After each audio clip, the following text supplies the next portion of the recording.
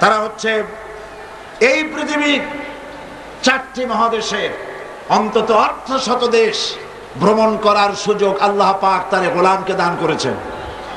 আমি পৃথিবীতে কোথাও দেখি নাই কোন জাতি তার ধর্মের দেবতাকে গালি দেয়, কোন জাতি তার ধর্মীয় নেতৃবৃন্দকে গালি দেয়, কোন জাতি তার ধর্মীয় পুস্তককে নিন্দা করে।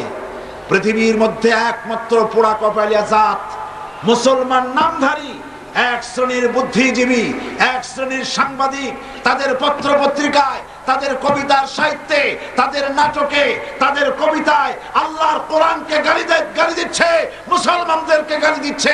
এর চাইতে বড় পোড়া কপাল আর কেউ হতে পারে না। ইসলামকে মৌলবাদ বলে গালি দিচ্ছে কারা? এই নামধারী মুসলমানেরাই, এই নামধারী মুসলমানেরাই ইসলামকে মৌলবাদ বলে গালি দিচ্ছে, মুসলমানদেরকে মৌলবাদী বলে গালি দিচ্ছে।